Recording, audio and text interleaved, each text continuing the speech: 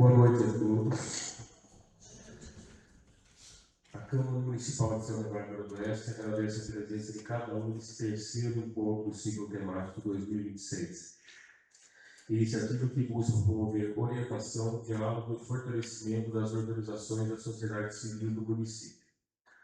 O tema desta noite é governança nas organizações sociais. Recebemos hoje o convidado Adilson Guaredo, representante da Rede Feminina, e fará uma explanação sobre importantes aspectos da gestão institucional das entidades. Serão abordados temas como papéis da diretoria do Conselho, transparência institucional, tomada de decisão e registros formais. Registramos e agradecemos a presença de Virgínia Design da Silva, Maria Isabel e Carla Guilherme da Rede Feminina, Roberto Soares da UPAN, Marlis Kleber, Associação Vida e Sobriedade, Rita de Cássia Martins Souza da AMEF, Walter Milton Rangel, presidente do Conselho do Esporte Clube Barbarense, representando a PAI, Dona Lídia Oliveira, Beth, Cristina Gil e Érica Torres, Idamei, Rosângela Silvestre, Ana Paula Bahia, Éder Saborelli Pexim e Maria de Fátima. Agradecemos também a presidência da Câmara pelo apoio à realização desse ciclo temático voltado ao fortalecimento das associações. Nesse momento, convidamos a senhora Adilson Guaredo para a sua explanação.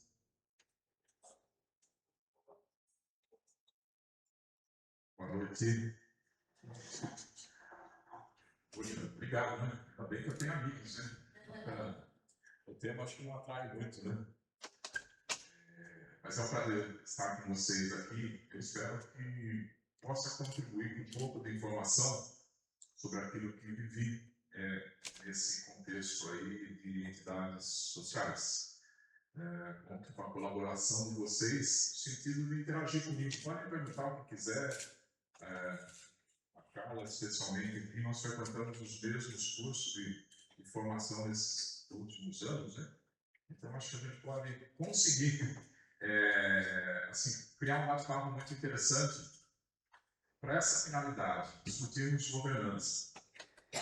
E por que isso se faz tão necessário hoje? Por que governança passou a ser um mantra? E por que isso tem a ver com vocês? Cada vez mais o poder público está apresentando exigências dos seus editais. E é possível que isso fique cada vez mais acirrado daqui para frente. Isso tem causa. E a causa é bem interessante porque vocês estão vivendo isso. Cada vez que ligam a televisão, é um escândalo, é uma verba desviada, são mais de 80 processos em razão desses desvios de verba. Estão falando em emendas parlamentares. Então, isso exige que o poder público crie cada vez mais regras para que esse dinheiro seja bem utilizado. Vocês estão cansados de ver, eu ouvi falar de ONGs que se prestam a lavar dinheiro do PCC, né, a alinhar interesses aí com parlamentares na utilização de equipamentos, de estrutura para interesses individuais. Então, por conta disso, cada vez mais os editais públicos serão rigorosos e com mais exigência.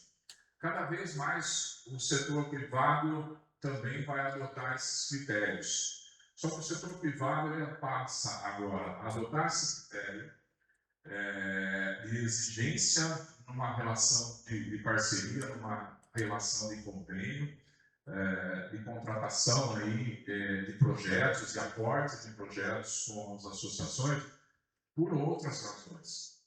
E aí nós temos que simplesmente pensar em termos de onde vem isso.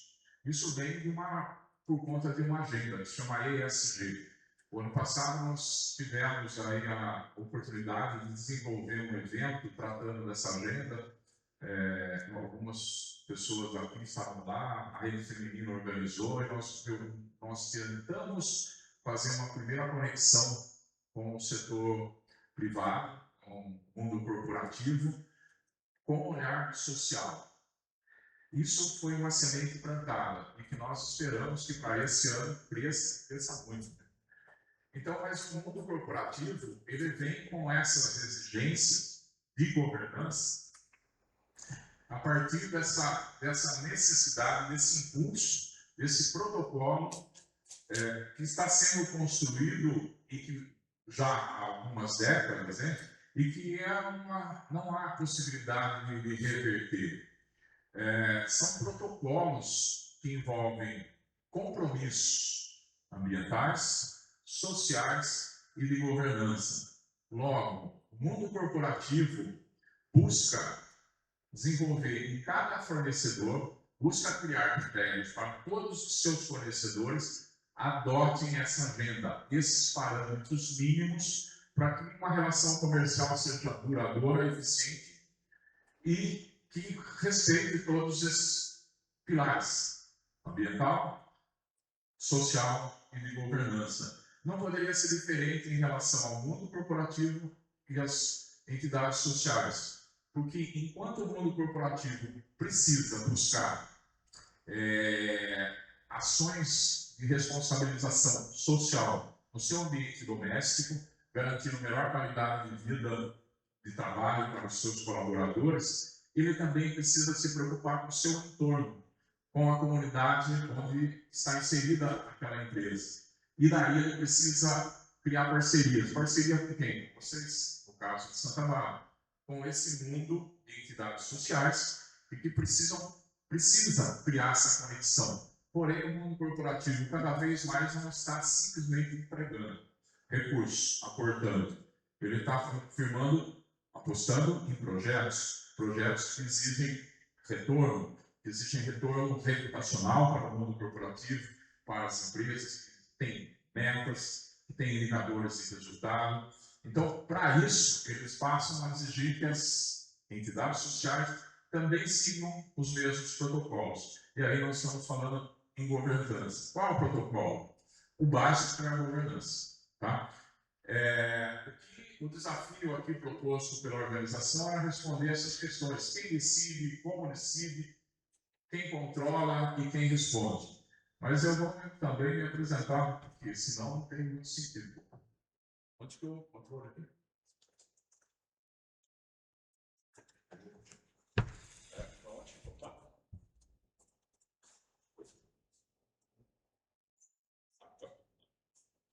Agora sim.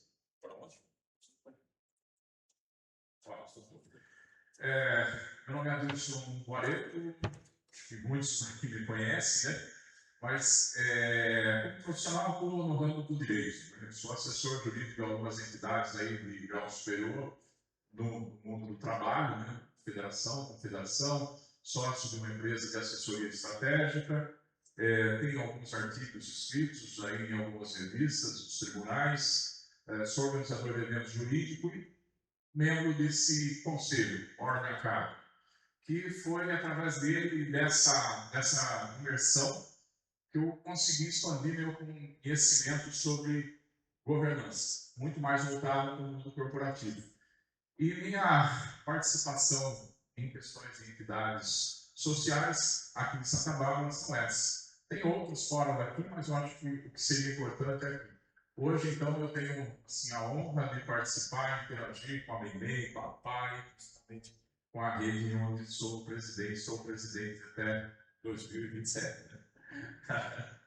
E assim, com muita humildade, com muita modéstia mesmo, que eu coloco meu currículo para vocês entenderem quem sou eu. Com 65 anos de idade, essa minha vivência aí de 30, 40 anos no terceiro setor. Muito contente, né? Ver se eu estou conseguindo. Consegui. E eu quero fazer uma primeira provocação, que vai nesse sentido. Se o presidente da sua entidade deixar amanhã a instituição, o que vai acontecer? Claro que existe aquele percalço natural, uma dificuldade aqui, outra dificuldade, mas muitas instituições hoje, que eu conheço, porque ajudo, porque participo como voluntário, não as que estão aqui, mas teriam muita dificuldade. E se uma das entidades que estão aqui tiver uma resposta positiva, não vai lá, porque está tudo concentrado no presidente. O presidente é que faz tudo, é que vai, cuida, daí não tem jeito. Vocês têm que repensar critérios de governança com muita urgência. E é sobre isso que a gente vai falar. Essa indispensabilidade, dificuldade de substituir esses protagonistas, seja de diretoria ou seja mesmo de critério de funcionários, tem que ser revista. E é o primeiro passo para se discutir, para se pensar em governança. Eu estava falando com o Milton Rangel agora há pouco ali fora, às vezes, que nós vamos falar aqui pode parecer muito distante, mas esse muito distante tem que começar pelo primeiro passo. Por vezes, se você apresentar processo ideal de governança para uma entidade, sem considerar, sem modular o tamanho dela, não tem o menor sentido. E é importante destacar aqui, dar nomes até, sabe? Quando nos envolvemos com a MEI, né, encontramos o estatuto, que é o estatuto da ABE. O estatuto da ABE rege as regras da MEI, tem 2 colaboradoras, é uma estrutura bem pequena. Não tem sentido, é a mesma coisa que você pegar uma calça tamanho extra GG e colocar uma pessoa tamanho P. Ela não vai conseguir andar, porque vai travar, vai ser perigoso. Então não tem o menor sentido. Então tem que modular aquilo, inclusive as regras de governança, para cada tipo de entidade, de acordo com a sua missão, seu projeto social, o seu porte, o seu público-alvo. Então, vamos ver por aí. Deixa eu ver se eu consigo. E aí eu proponho aqui uma reflexão essencial nesse sentido. Pessoas fáceis. E esse é o nosso maior desafio, é fazer com que cada um seja substituível. E esse talvez seja a maior vitória do gestor, de um diretor, é tornar-se substituível na condução de uma entidade. Muitos têm dificuldade, porque o que nós estamos acostumados a ver, inclusive aqui em Santa Bárbara, aí, entre nós aqui, temos bastante evidência nesse sentido. Presidentes que se perpetuam nas suas entidades e não conseguem convencer, não conseguem criar um processo de sucessão. E ele acha que está tudo bem, porque chega um bom momento que ele fala assim, é muito mais fácil eu continuar do que formar um sucessor. Né? E é por isso que os estatutos que recomendamos, dentro de uma visão de governança, é que os estatutos sejam rígidos quanto a isso. O que seria ideal? 2 mandatos, no máximo, sucessivo. Jamais mais do que isso. Porque senão o presidente se acomoda, o diretor se acomoda e não vai entrar, não vai buscar essa sucessão. Isso estamos falando de todos os cargos, é claro. Mas vamos imaginar que vocês sabem quantas entidades passam por essa dificuldade. A PAI passou recentemente quantas dificuldades de se conseguir diretores novos, né? É uma história de longos anos. E daí, quando chega no momento, fica difícil. Então, essa é uma reflexão que precisamos fazer e é o primeiro passo. É pensar momentos de sucessão. Planejar essa sucessão, então, fica a ser com a primeira lição de casa para todos, dentro da sua ordem, olhe para ela. Se for necessário, mude o estatuto para que isso seja obrigatório, para não deixar ninguém acomodado. É o que a gente está fazendo no clube. Né? Agora estamos vendo o estatuto do clube e estamos muito preocupados com essa dinâmica de sucessão de cargos. Né? E aí, vamos lá. E agora nós precisamos falar um pouco sobre o que é governança.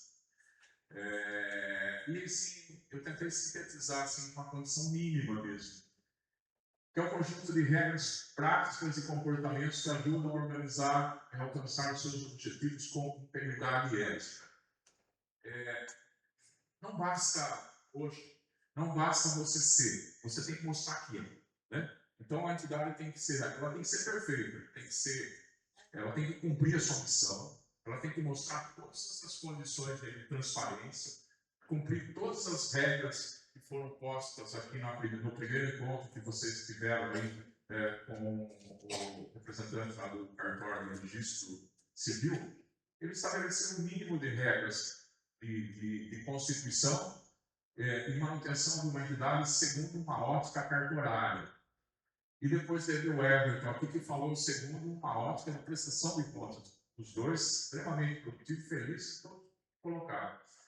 Mas agora nós estamos falando com um olhar um pouco mais refinado. É tudo aquilo que eles falaram aprimorado, materializado num contexto para atender o que as entidades hoje precisam ter para atender os editais públicos, firmar parcerias públicas, manter essas parcerias, prestar conta de acordo com as regras mínimas exigidas e com a iniciativa privada, novas parcerias.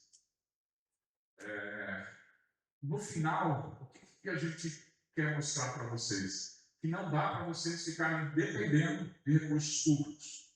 Se vocês ficarem dependendo exclusivamente de recursos públicos, a entidade está afadada a ter grandes problemas.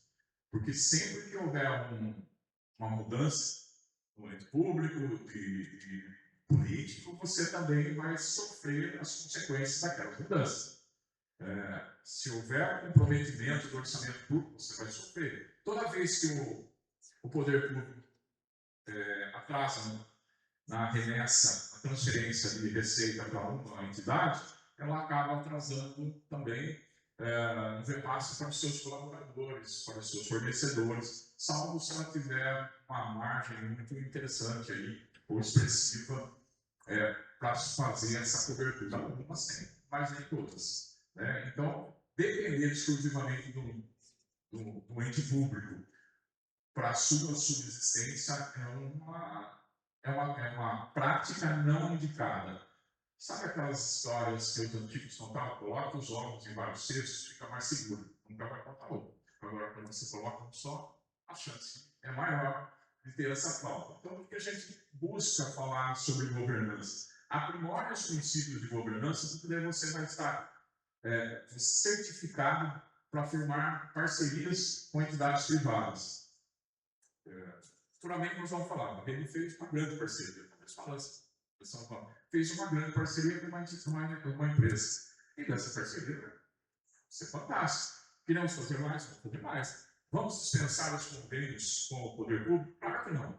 Nós só vamos pulverizar as fontes de receita, que é o ideal. Ter associado, ter doadores, ter parcerias com iniciativas privadas, com empresas, e ter também, claro, os seus convênios, porque muitas entidades aqui, eu acho que é o caso principalmente da PAI, que cumpre essa finalidade em 90% das suas ações.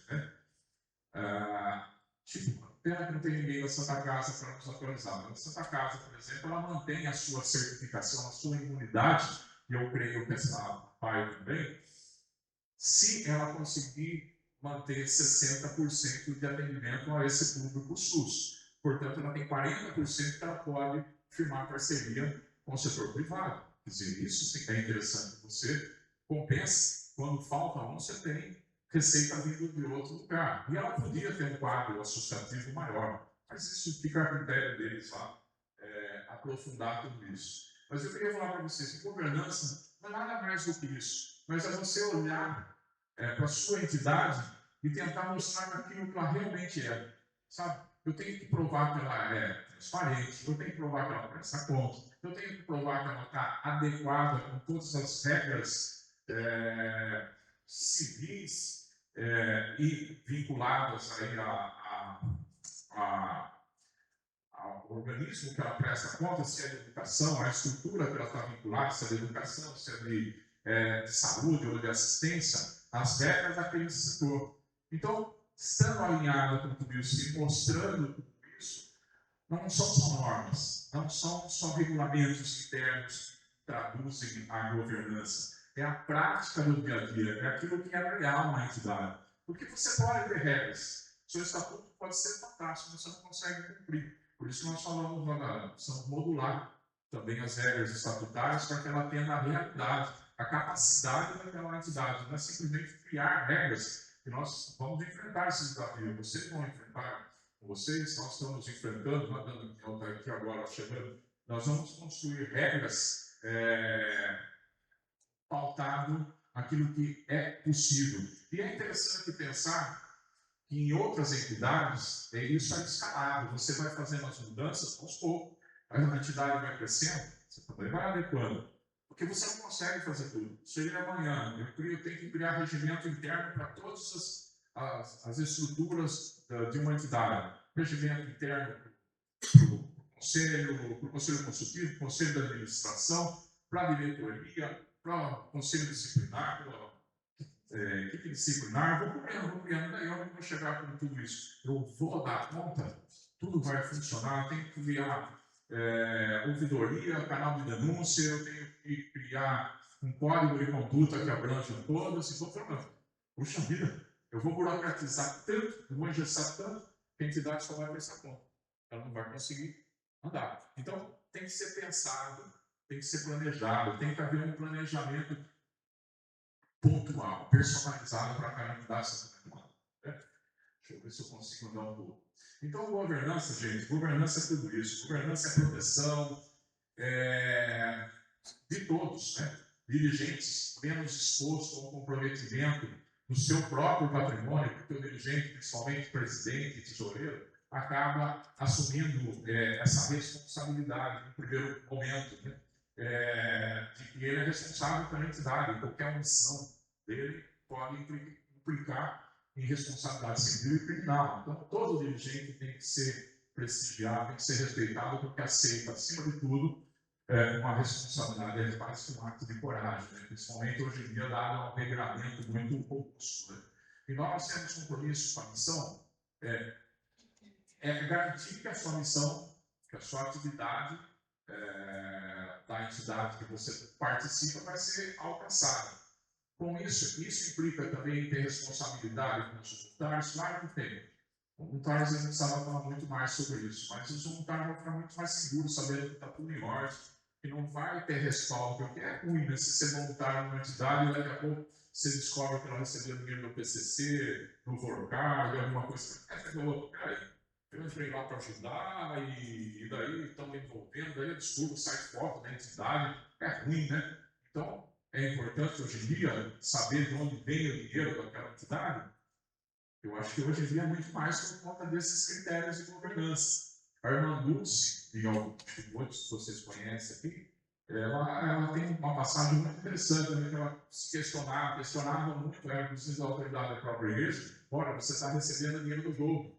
Eu falei assim, mas está tudo gente passando fome, que vamos matar fome primeiro, e depois, quando vir de outro puder tirar de outro lugar, a gente tira, mas por um momento, para matar a fome é o que tem, né? De crianças, idosos. E a irmã Dulce é uma figura fantástica. Salvador tem enormes hospitais, tudo por conta dessa conquista dela. Então, gente, assim, governança é, acima de tudo, proteção para todos eles, inclusive para os beneficiários.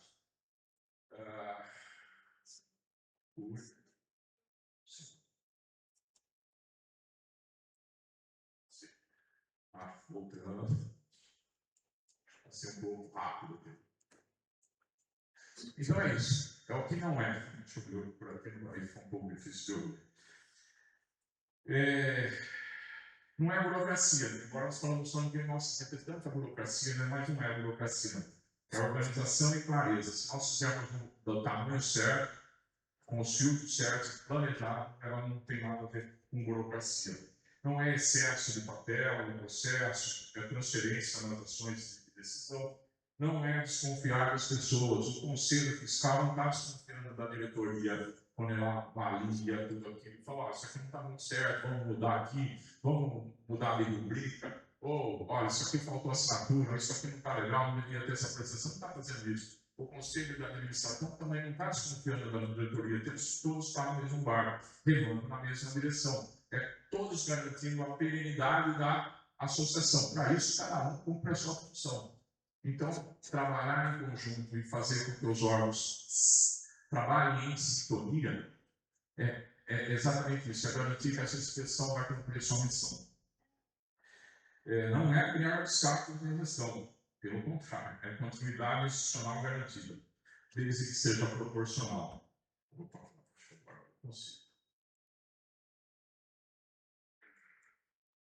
E esse diagnóstico aqui é interessante, né? Eu acho que daí cada um pode fazer a sua, mas sejam razoáveis também, né? Então, vamos modular aí. Eu estou colocando 6 situações aí. O conselho atuante, você tem um conselho atuante ou é só aquele que aparece no final do ano para avistar de forma a agir totalmente de forma pro forma, sabe? Conselho que chega lá como vista, conselho fiscal, vista a ata, fala legal, aprovado, declara a ata dele, não tem 3 linhas, você leva para a Assembleia, o conselho fiscal aprovou e está tudo certo. Isso acontece em quantos por cento de atividade? 99%. Dificilmente você tem um conselheiro que vai olhar as contas, que vai analisar a classificação. Lá na rede tem um amigo nosso que chama Renato Bonaro, inclusive, ele é conselheiro lá na rede. Nossa, o relatório dele de prestação de conta tem 3 laudas. Ele fala tudo que ele viu, ele falou assim, acho que tem que mudar aqui, mudar ali. O que isso representa para a gente? Segurança. Cara, é um conselheiro fiscal, sabe o que está falando e ele é atuante. Então, se você conseguir trazer para o seu conselho fiscal contadores, administradores, pessoas com formação nesse sentido, vai ajudar muito. Ele não vai enfrentar a diretoria, ele vai ajudar a diretoria a se ajeitar, a fazer a prestação de conta melhor. Então é isso, nós temos as atas, seja de atas, seja do Conselho Fiscal, do Conselho de Administração, do Conselho Deliberativo, o que se tiver na entidade, os assuntos tratados são registrados. Não precisa levar a ata para arquivamento em cartório, mas eles são registrados, existe pelo menos um registro digital do que foi tratado, do que foi decidido. Isso é muito importante. Não só as atas básicas da eleição, isso é muito importante porque faz parte da história. E às vezes você precisa rever o que aconteceu. Prestação de contas com transparência. O Everton falou muito sobre os critérios. E agora nós estamos com outro olhar. Estamos falando assim, ela não é só importante para a entidade da satisfação doméstica. Ela é importante para que a entidade possa crescer, possa firmar parcerias. Então, planejamento estratégico definido e acompanhado. Puxa vida, isso lá na rede é levado muito a sério. Eu sei que na PAI também, um caderno assim, de informação sobre esse planejamento. Sabe, a partir daí que você começa a olhar que a gestão, e os seus diretores começam a olhar, e principalmente os conselhos, né, começam a olhar a entidade no futuro. Daqui para frente, eu posso ter planejamento de curto, médio e longo prazo. Cabe a quem fazer isso com o conselho da administração, porque a diretoria ela vai executar. A diretoria vai executar aquilo que foi definido por esse conselho. Então, porque cada um faz a sua parte, ou deve fazer. Então, isso é muito importante para quando se fala em governança, cada um faz a sua parte. Regras claras para todos os órgãos, é o que nós falamos, né? Isso esteja, como você vai definir regras? Claro, você tem um básico que vai para o estatuto, mas você tem outros que podem ser parte de um regimento interno, de um código de condutas que não vai estar no estatuto. O código de condutas abrange tudo. Então, você precisa ir construindo isso ao longo do tempo. Né? O código, o regimento do seu canal de denúncia, da sua ouvidoria, não vai estar no estatuto. No seu estatuto vai estar, você vai ter uma ouvidoria. Como que essa auditoria vai ser composta, quem que vai se eleger, se ela vai ser terceirizada, se ela vai ser digital, se ela vai ser física. Então, esse é o básico no estatuto. Como ela vai funcionar, é outra história, vai estar no regimento. Então, tem regimento de acordo com a necessidade, vocês vão construindo tudo isso. E sucessão preparada, planejada, nós vimos falando aí há algum tempo, tá? O primeiro.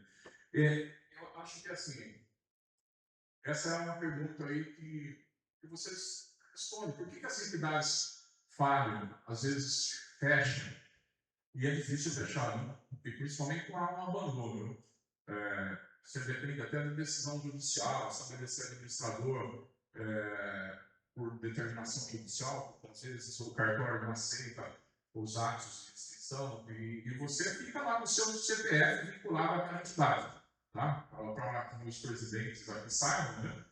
Enquanto você não fizer a extinção formal, seu CPF vai estar vinculado. Qual é esse prejuízo se não vai estar tendo problema? Se você tentar receber o seu seguro-desemprego, talvez você não consiga. Porque vai dar uma incompatibilidade, vai presumir que você recebe de uma entidade. Se você recebe de uma entidade, você não pode ter acesso. Se você tem uma fonte de renda, olha, estou tendo alguns casos nesse sentido e não é o caso. Vamos pensar que é possível evitar que uma entidade falhe, que ela deixe de existir. Estamos todos no mesmo barco, então é importante que toda entidade aqui em Santa Bárbara cumpra uma missão. Essa missão é importante para toda a cidade. Então vamos compartilhar informação, desafios, responsabilidade para que todas continuem cumprindo seu propósito. E elas quebram muito por conta disso. Centralização excessiva, que é o que nós vemos até hoje. Eu conheço muitas entidades, está tudo focado em 2 pessoas, 3 pessoas, e se for para o hospital amanhã vai ter muito problema. Conflitos internos, principalmente quando o conselho fiscal não entende a posição dele, e a diretoria também não acha correto, e aí começa a haver conflito, e daí não vai. Né? Como é que fica? Chega no final do ano, as contas não são aprovadas. Se você tem convênios, se você tem parceria, isso tudo vai ficar prejudicado por conta de conflitos, por vezes, pessoais. Pouca transparência. Governança é sinônimo de transparência. Então, todos os atos da gestão devem ser disponibilizados para quem? Daí nós podemos conversar um pouco mais. Eu posso disponibilizar através do meu site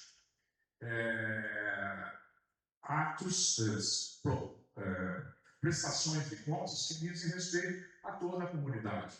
Eu posso disponibilizar para um doador aquilo que reflete o resultado daquela doação. Para um parceiro empresário, aquilo que o projeto que ele aportou chegou a acontecer.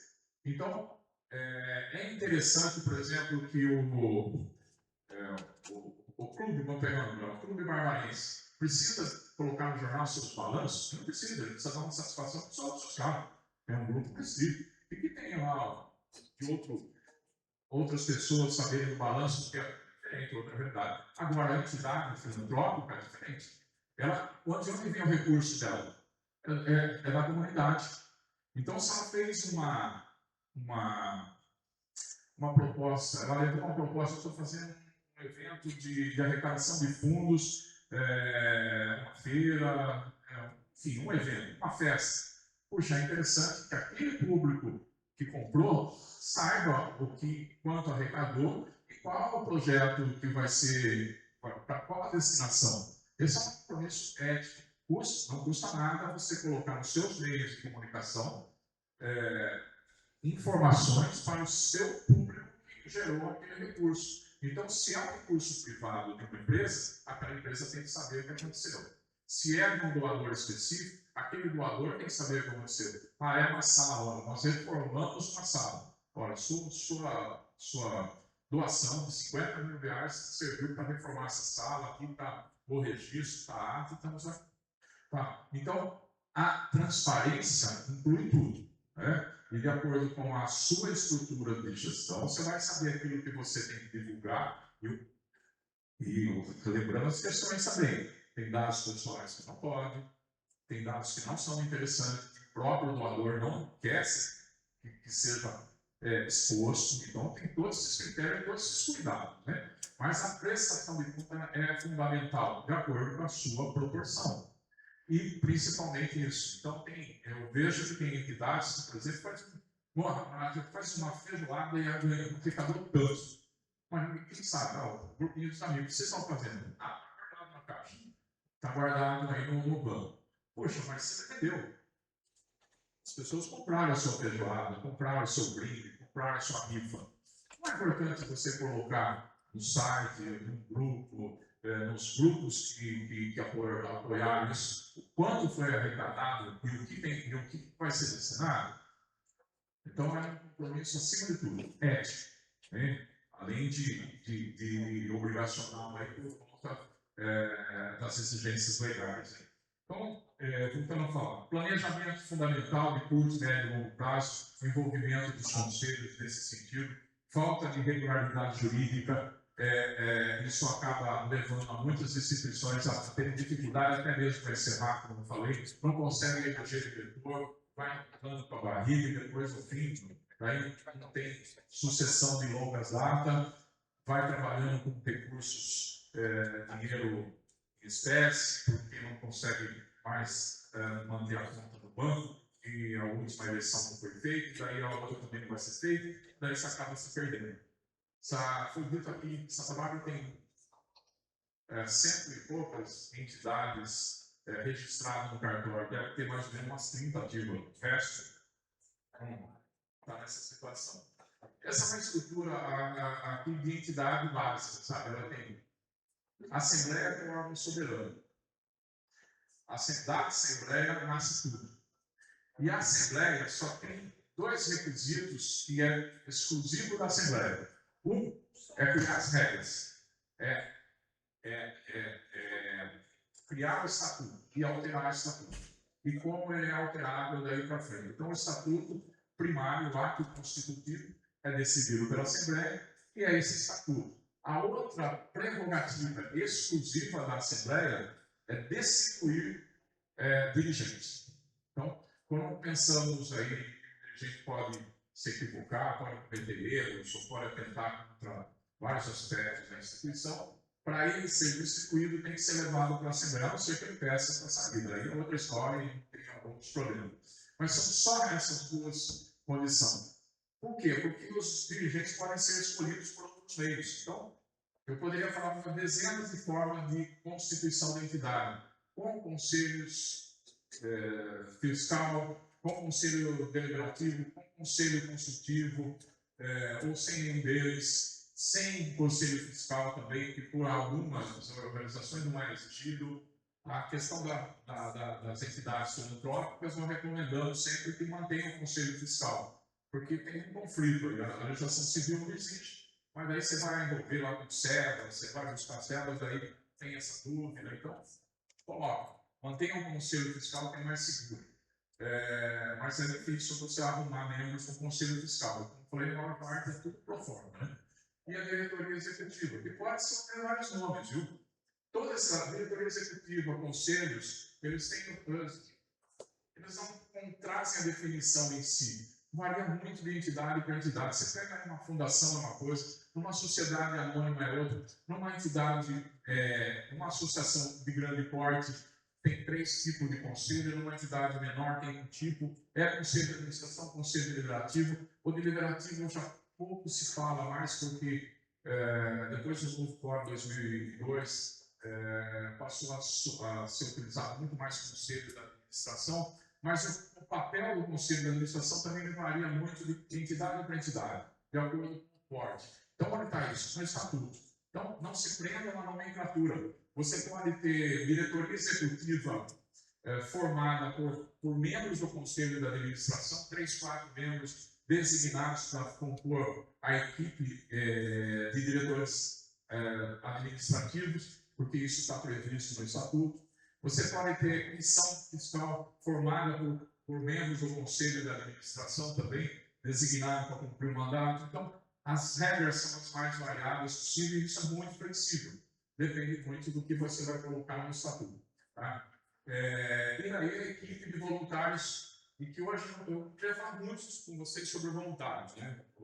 Um dia, Santa Bárbara perdeu o trem da história. Por que nós perdemos tantos voluntários? E isso é por questões políticas mesmo, existe um fator aí, uma esquina que não foi bem dobrada. Mas, e a gente precisa pensar em como resgatar isso, e principalmente fazer com que o voluntário se comprometa com a causa. E não é pela vaidade de ocupar um cargo de gestão de uma entidade, estar à frente de uma entidade. É o amor à causa que deve motivar o trabalho voluntário. Mas aí é uma conversa com uma outra obra. Vamos aí. E o papel da diretoria é esse, simplesmente, sendo bastante sucinto, é dentro dessa ideia de executar, administrar e representar, ativo e passivamente, porque o Conselho não pode materializar esses tipos de os atos de gestão de diretoria, os atos próprios de administração. O Conselho visa olhar para a entidade no planejamento de curto, médio e longo prazo, normatizar, ajudar a criar regras em sintonia com a diretoria. A diretoria passa a ser um órgão de cumprimento desse planejamento, por isso tem que estar sempre em sintonia. E prestar informações, tá? Então, o conselho, seja de administração, seja o conselho fiscal, ou mesmo deliberativo, ele está sempre acompanhando e fiscalizando. É a função. Mesma coisa que a Câmara faz em relação ao Poder Executivo. É importante essa visão, assim, toda vez que eu vou pensar uma entidade, eu tenho que espelhar no poder público. Porque, se ressalvadas as devidas proporções, as particularidades, né, são órgãos semelhantes. Você tem legislativo, executivo, você tem judiciário. Dentro de uma estrutura maior de uma entidade, você pode ter mais ou menos esses órgãos cumprindo a sua finalidade. Claro que vai ser o judiciário e a limitação também do Conselho enquanto Poder Legislativo está restrito às regras do Estatuto. Porém, mas as funções são mais ou menos semelhantes, inspiradas. Um pouquinho mais aí. Opa. Tipos de conselho das entidades. Eu vou pular porque eu vou aprofundar um pouco mais cada um, fica bacana. O Conselho Fiscal guarda a transparência. E aí estão todas essas perspectivas. Examina contas e demonstrativos. Verifica deveres legais e estatutários. Então, essa leitura de tudo aquilo que está envolvendo a prestação de conta, de acordo com, alinhado com aquilo que prevê o Estatuto, é fundamental para que o Conselho Fiscal possa exercer sua função com precisão. Porque quem autorizou uma despesa não estava autorizado, então cabe ao Conselho Fiscal falar: peraí, vamos pensar melhor isso aí e adotar critérios nesse sentido. Analisa a receita, despesas, atos administrativos, que você já sabe. Emite pareceres para a Assembleia. Aí cada um assim. Vamos pensar que um Conselho Fiscal e uma Assembleia, então você não tem Conselho de Administração. Mas se a sua entidade é uma entidade estruturada, você pode ter um Conselho de Administração para o qual o Conselho Fiscal indica atas, dá o seu parecer. Então, quem aprova as contas não é a Assembleia, é o Conselho de Administração. Tá? A Assembleia só é provocada mesmo para a questão de estatuto ou para eleger e destituir administradores. Então, depende da estrutura de cada entidade. E a função do Conselho Fiscal, nesse contexto, é proteger o patrimônio da entidade e zelar para que ela cumpra a sua missão. E aí nós temos uma outra ideia de conselho consultivo, que é pouco. A rede tem, não sei se outra. Não, a APAR também tem, né? A APAR é uma particularidade que, por exemplo, é formada pelos presidentes anteriores, que é uma condição, é uma tradição da APAR fazer isso, né? Na rede nós criamos há alguns tempo atrás, mas isso no mundo corporativo é muito comum. E eu acho fundamental vocês pensarem nisso, que são experts, pessoas que já têm uma certa experiência e que eles trazem exatamente isso. Olha, compartilham conhecimento. São pessoas que trazem conhecimento de outras entidades, são pessoas que trazem conhecimento da sua vida profissional. Eu fiz uma imersão num instituto que chama Board Academy, que é uma instituição fantástica que trabalha de forma conselheiro. Então, eu faço parte desse quadro de conselheiros formados por ele. A maior parte das pessoas vão lá buscar formação para atuar no mundo corporativo, ser conselheiro consultivo ou conselheiro membro do conselho de administração de grandes corporações. Eu fui para o outro lado, eu fui porque eu queria usar o conhecimento dentro do terceiro setor. Estou buscando mais trabalho, quero mais trabalhar como voluntário. Então, mas eu tive a oportunidade de conversar com CEOs de grandes estruturas, de grandes instituições, e que normalmente eles atuam voluntariamente em instituições, como voluntário, e atuam remuneradamente em grandes empresas, conselho da Petrobras, conselho da Magazine Luiza, sabe? E é bacana porque você passa a ter uma visão enriquecida, né, de detalhes de como funciona esse mundo. E especialmente desse tipo de conselho, que pouco era utilizado. Mas hoje, no mundo corporativo, começou a ficar muito bem assimilado, e mesmo sendo um conselho consultivo, eles são até remunerados no mundo corporativo, dado a importância. Mas são pessoas, assim, muito especiais. Então, e por que são especiais? Porque eles trazem uma vivência de outras regiões, de outros países, de outras atividades, que pode colaborar naquela entidade ou naquela empresa. Então, eles compartilham conhecimento. Uma das atividades do Conselho Consultivo está agindo dessa forma. Serve de órgão de apoio. Ele não leva nenhuma obrigação para a diretoria, mas é aqui, assim, olha, eu não sei o que fazer nessa situação. Opa, peraí. Tenta fazer dessa forma, já aconteceu comigo, ou já vivenciei isso. Então, toda essa expertise desses membros, desses profissionais, acaba enriquecendo a entidade. Sugere estratégia. Por exemplo, nesse grupo de estudo que eu participei, peraí, surgiu uma empresa, uma ação que precisava de uma atividade logística. O projeto era bacana, peraí, que eu sou conselheiro também de uma outra, onde ele é de atividade logística, ele uniu os dois e criou uma velha startup aí, já de bilhões de reais. Então, a gente vê que isso acontece por quê? Porque são pessoas influenciando decisões. Então, se alguém um dia quiser implementar um conselho consultivo, olha para essas formas. Ajuda muito, amplia a visão da diretoria desse novo contexto. E daí nós temos o conselho deliberativo e de administração. O termo deliberativo eu não tenho visto quase em lugar nenhum, só em estatutos antigos. Mas é o conselho de administração. Em que situação? Tanto em associações privadas quanto associações filantrópicas. Né?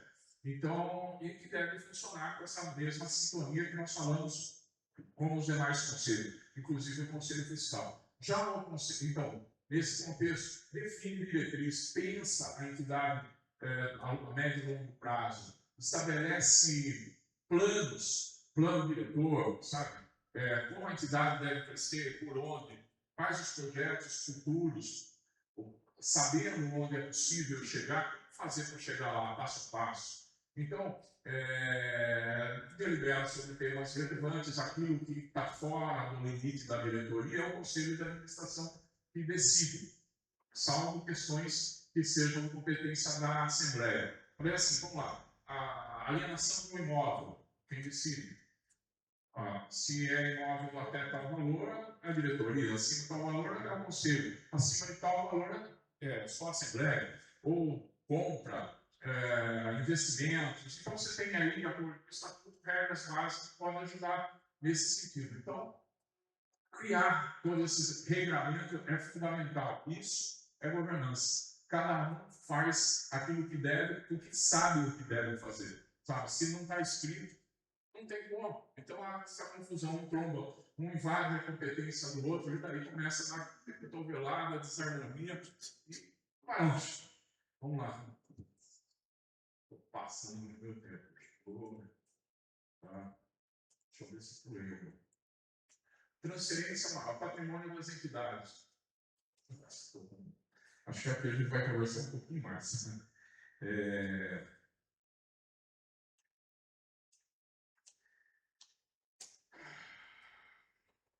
Transferência não é apenas uma obrigação legal. Transparência não é uma obrigação. É o alicerce de confiança que sustenta toda a organização.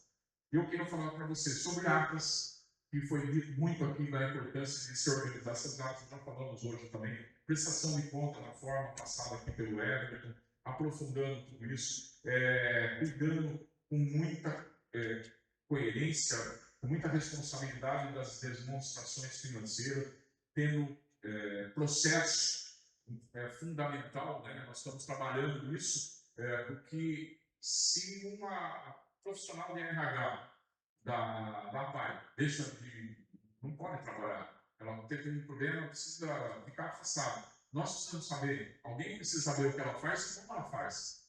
Né? E se eu também tem. Então, quando eu trabalhava como coordenador de RH, tanto na COSAN quanto na ONU, o primeiro desafio que eu tinha é fazer com que alguém soubesse, mas soubesse o que o outro fazia e estivesse atualizado. Porque eu não queria fazer, eu sabia como fazer, mas daí se ele não fizesse, quem ia ter que fazer era eu. E eu não gostava de fazer, não gostava, porque eu queria que o meu tempo fosse melhor aproveitado para outras coisas. Eu acho que nós temos que pensar nisso. Nós que somos diretores, nós que somos superintendente ou gerente, temos que pensar nisso. Nós temos que fazer com que todo setor tenha pessoas que consigam substituir a outra numa emergência por alguma razão. E daí isso começa a facilitar muito a gestão.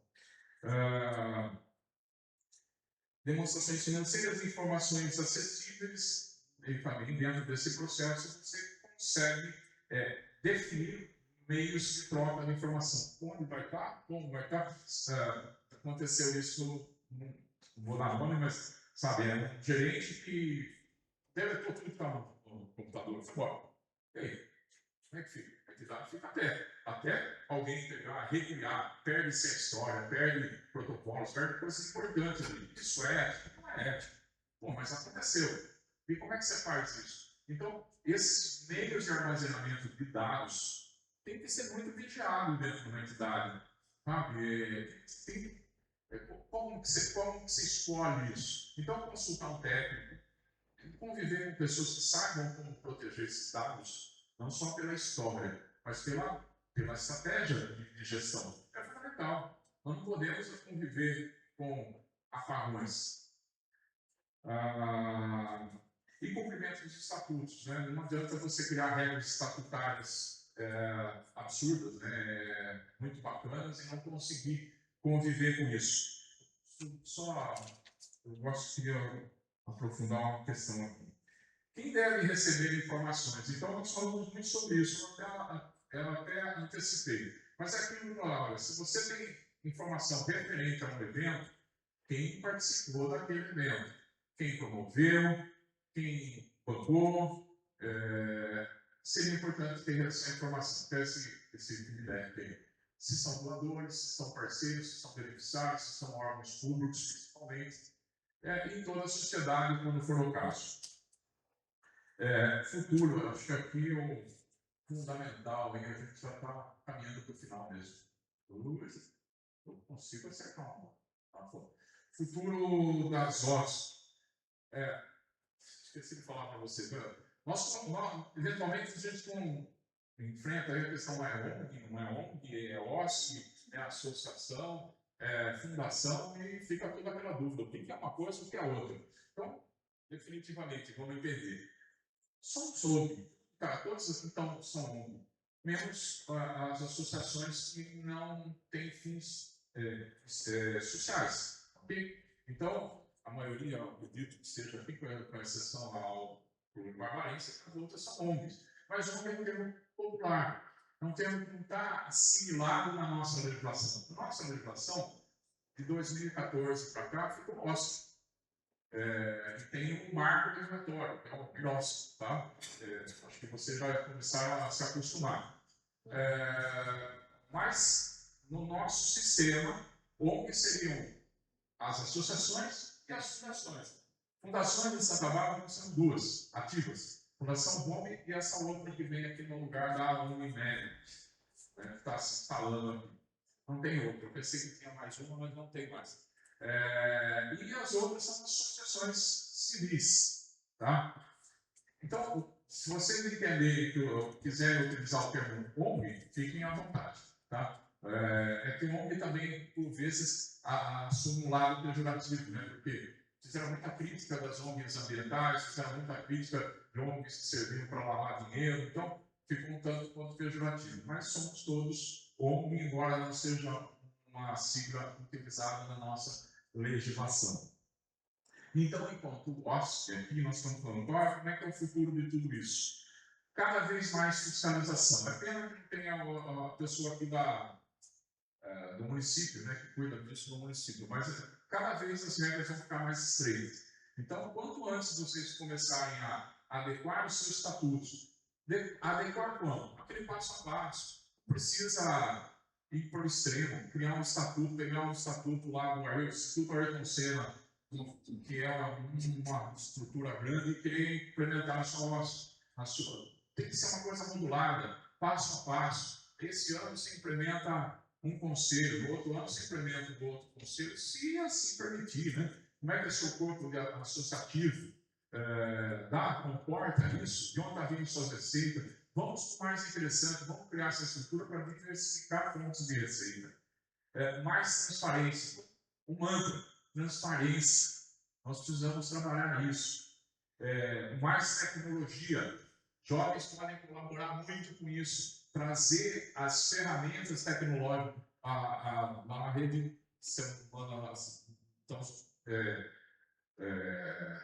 participando de um curso sobre IA, né? A gestão do terceiro setor. Como é enriquecido.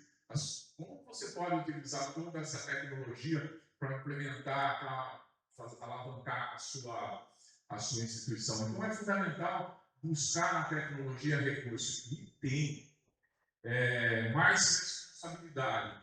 Se o gestor vacilar, ele vai ser responsável, sim, vai enfrentar até mesmo patrimônio se ele não cumprir, não se atentar a essas regras. Aquela ideia do gestor do passado, eu vou pegar o dinheiro do meu bolso, isso era bacana, mostrava muito comprometimento, mas essa não é a solução, porque uma hora você vai ser entendido que você está misturando o patrimônio pessoal com da sua associação, e você pode ser responsabilizado por isso. Agora, uma entidade onde o gestor coloca o dinheiro no bolso, ela é uma entidade que não tem gestão. Uma entidade em que o presidente usa recursos próprios. Peraí, falta planejamento, falta tudo, né? Porque não dá, o inverso também é possível, né? Usar o carro para fins particulares, sabe? É muito complicado isso. Nós temos que ter responsabilidade séria. E cada vez essa responsabilidade aumenta mais. Os olhares são maiores, os filtros. Hoje, o nosso CPF, o CNPJ, de quem paga, de quem recebe, está tudo integrado. Se nós não soubermos entender tudo isso, nessas avaliações, nessas prestações de contas, nós vamos começar a ter problema. Já estamos tendo, né, cada vez mais enrijecido ali. E profissionalismo sempre. Né? Algumas entidades aqui já vivem isso. Eu estou falando do caso da rede, onde a Carla era presidente, hoje era. Não, ela era.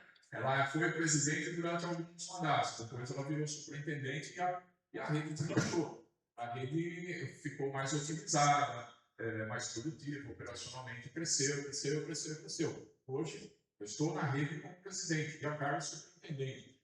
A ABE também fez a mesma coisa, inclusive pegou todo o capítulo que trata de superintendência da ABE e levou para a ABE. O Jeffers, hoje é superintendente, ele era presidente antes. A pai de Americana, o presidente virou superintendente, também criou uma estrutura para poder se profissionalizar. Com isso, o que acontece? É uma pessoa que conhece, tem conhecimento, tem informação e traz e pode se dedicar muito mais. Não seria legal se, por exemplo, eu, presidente, ganhasse. Então, eu sou voluntário. Todos os presidentes das nossas OSS aqui de Santa Bárbara não ganham. Acho que só da Santa Casa, só o Leite. Não sei do outro. Essa estrutura é a mais adequada, por enquanto. Pode ser que um dia mude todo esse cenário e cada um encontre outros caminhos. Mas seria interessante vocês pensarem no rol de profissionalização, entender que é importante gerente, cuidado operacional, o superintendente, o nome, não importa, e a diretoria tem um papel de representação.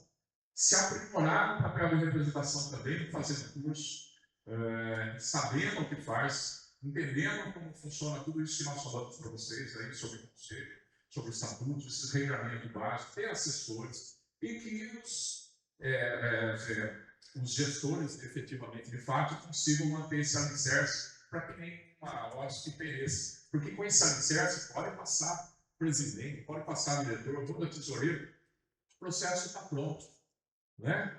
E essa base garante a perenidade da instituição.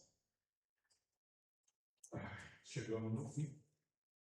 E para terminar, a governança não é mais uma opção. Eu posso falar para vocês tudo que eu tenho visto por aí, e todos os cursos que nós temos feito, né? Congressos que nós temos participado, essa é uma discussão que talvez para alguns tenha alguma coisa nova. Para nós já não. Isso daí já faz parte desse nosso desafio em aprimorar os mecanismos de governança cada vez mais. Não é fácil, não. Nós estamos aí, eu estou devendo para a Carla, que é o manual de conduta, né? O código de conduta, o aprimoramento do código de conduta. Mas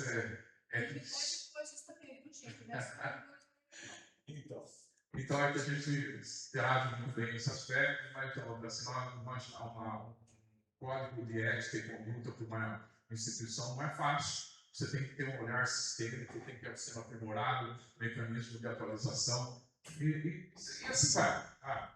Não para. As exigências são cada vez maiores por conta da tecnologia, por conta das mudanças que nós estamos enfrentando. Está muito acelerado tudo isso, é difícil acompanhar. Mas enquanto vocês não começarem a dar o primeiro passo, e o primeiro passo é se preparar para esses novos desafios. Começar a fazer as mudanças estatutárias básicas, depois ir aprimorando os regulamentos internos, os regimentos internos, aprimorando os mecanismos de prestação de contas, sabe? Então, tudo isso vai compor uma entidade confiável. Então, vocês vão poder mostrar o que realmente são entidades confiáveis. E assim, ter melhores parcerias com o ente público, conseguir dar respostas rápidas, conseguir implementar projetos que efetivamente já mostram resultado que se busca, e quando tiver o resultado, indicadores nesse sentido. Projetos mais complexos e que dão melhores resultados econômicos. Ficar dependendo de verba parlamentar não é seguro. Acreditem, eu trabalho também em Brasília, uma das entidades da assessora em Brasília, eu vivo lá no Congresso, o que eu escuto é bem isso, cada vez mais estreito esse caminho, já estamos vivendo isso agora, né? A dificuldade de esperar uma verba enorme, que ela acabou não vindo, e mais difícil para a gente, né? Então, vamos pensar que não dá para apostar nisso, temos que começar a apostar em projetos e parceria com a iniciativa privada, porque iniciativa pública não deve ser descartada, mas não deve ser balizador de toda uma estrutura financeira de uma entidade.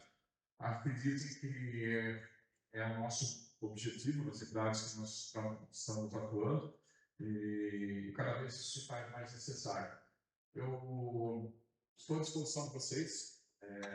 Eu sei que passou um pouco do horário, mas sempre que precisarem é só entrar em contato para a gente conversa, troca ideia, e muito obrigado por terem ouvido, obrigado aos amigos, e estou à disposição, tá bom? Quer complementar alguma coisa, Carlinhos? Não, então tá bom. Alguma pergunta, alguma coisa?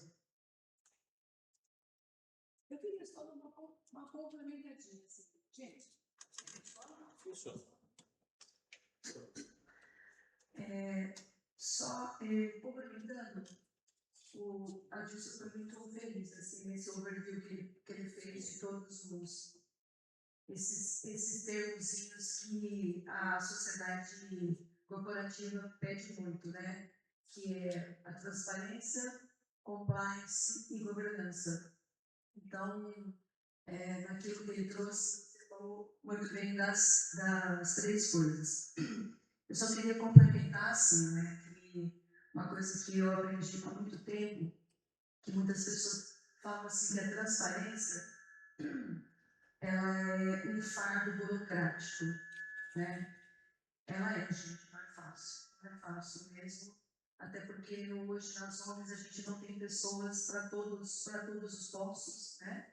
A gente não tem pessoas, muitas vezes, até habilitada e qualificada nas questões do terceiro setor, mas a transparência é a vitrine para a gente Isso é indiscutível, não só para poder hoje estar em conformidade com o próprio poder público, né? Haja visto esse portal aí do PCF, mas também de estar conforme o mundo corporativo mesmo, né? Que eles estão vindo de forma muito pesada, pedindo coisas que já é padrão de um corporativo. E eles não têm, eles vêm sem piedade mesmo. Vem, é terceiro setor, é ONG, é tudo gente boa, que cuida de pobre, gente boa que não é isso, não. Eles têm mesmo uma visão bem corporativa. E a questão de compliance, que o Adilson também colocou super bem, ela existe, sobretudo para dar segurança. Segurança para quem dirige, segurança até para cada um de nós, né, pessoal de ONG. Eu acho que compliance são as regras que norteiam a instituição. Então, elas existem, assim, resumidamente, para dar segurança. Né? E a governança, também a Dilson foi de uma forma muito bem clara, ela existe para que a gente foque na causa e não nas pessoas. Então, as instituições que muitas vezes não têm essa rotatividade, que não têm essa diversidade de pessoas na diretoria ou nos conselhos todos, ela acaba muitas vezes tendo uma gestão pessoal e não pela causa. Né? Então, quando você pensa na causa, você sai da pessoa, você se abstrai da pessoa e você prioriza realmente aquilo que seja mais importante para a causa. E para terminar, eu queria dizer que eu, particularmente, gosto muito de ler, estudar demais, e gosto muito de participar de exemplos de prêmios. Perco a maioria deles, gente. Mas sempre quando a gente participa, sempre tem alguma coisinha lá nova que fala, meu Deus, já estão pedindo isso. Né? E às vezes essa coisinha nova, nossa, que já estão pedindo isso, é uma coisa que você não constrói de um dia para o outro. Às vezes tem prazo de governo, tem prazo de certidões, tem prazo de aprovações, muitas vezes de conselho, de, por exemplo, a Assembleia, e às vezes a gente acaba perdendo o bonde. Né? Então, eu gosto muito de participar para ver as boas práticas que o Brasil pede, as boas práticas que os grandes, por exemplo, assim, apoiadores estratégicos, Banco Itaú, Ambev, grandes empresas pedem como requisito, porque se pedem, porque essa é a visão deles. Então, de certo, eles podem, por exemplo, receber 1 milhão de projetos, mas muitos deles, às vezes, não passam nem pelo primeiro crivo ali, porque não tem algumas peças, né? Alguns, no caso, artefatos. E a Rede Feminina, ela participa todos os anos de um prêmio chamado 100 melhores homens do Brasil. A gente já esteve entre 100 melhores em 2017, 2024, e esse ano a gente está ali no crivo também. E eu gosto muito de participar em que sentido? Porque lá eles focam esses 3 pilares, realmente, eles focam transparência, compliance e governança. Então, todo ano eles pedem coisas novas, né? Por exemplo, esse ano, uma coisa nova que eles pediram que a gente ainda não tinha é um código de ética de diversidade. Então, a gente tem isso espalhado um pouco no estatuto, a gente tem isso espalhado um pouco no código de ética, mas a gente não tem uma política interna de diversidade, né? Então, já fiz um resuminho, tá, gente? Já vou voltar para você falar. Então, eu falo, então, se estão pedindo isso, é um prêmio que quem faz essa, por exemplo, avaliação são os melhores especialistas no terceiro setor do Brasil. Né? Então, é porque essa é a fala nacional, essa é a fala do momento. Então, quanto que você trata a diversidade no seu estatuto, no seu compliance, no seu dia a dia, no seu quadro de colaboradores, enfim, né? Então, na verdade, acompanhar o estado da arte do terceiro setor para que a gente esteja, na verdade, habilitado e qualificado para buscar recursos e não só uma das primeiras falas do Adilson do poder público. A gente agora, como ser humano mortal, eu digo, não é fácil. Não é fácil. A gente tem que se desdobrar em diversos papéis, mas quando a causa ela soa mais forte no nosso coração, quando a gente não consegue dizer não para uma possibilidade de acolher mais, de servir melhor, então a gente se desdobra e faz. Então, uma dica que eu dou é que vocês, né, no próximo ano, sigam aí o CNE da Horizonte para ver os requisitos todos. Aliás, eu tenho, né? Agora, hoje eu sou vice-presidente do CMS, sabia, né? Não sabia. Então, gente, eu vou até mandar no grupo, né? Essas perguntas todas do CNE da Horizonte, para que vocês também façam esse checklist daquilo que vocês têm, né, em casa, na ONG ou não, e o que não tiver, eu estou também à disposição para poder, sei lá, ajudar vocês, quem sabe no ano que vem, todas nós aqui, a gente possa estar aí, participando desse prêmio de 100 melhores ONGs do Brasil. Começou a sua palavra, pergunta? Pessoal, obrigado. Até a próxima.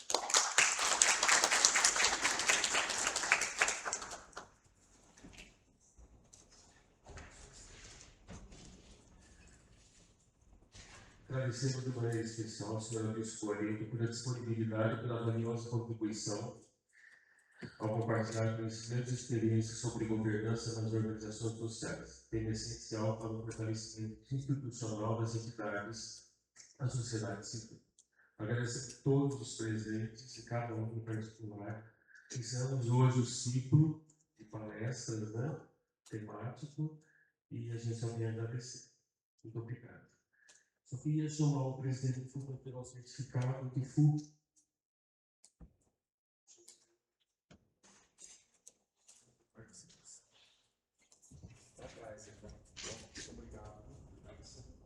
Muito obrigado.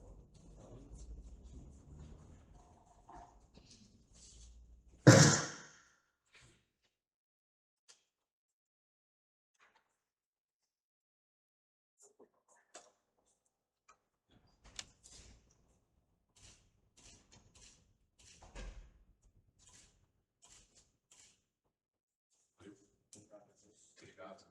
Bom, obrigado a vocês, tá? Obrigado. Obrigado.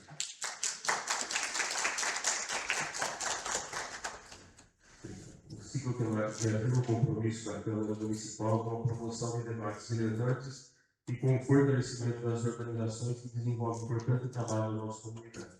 Desejamos todos uma excelente noite e agradecemos a presença. Muito obrigado.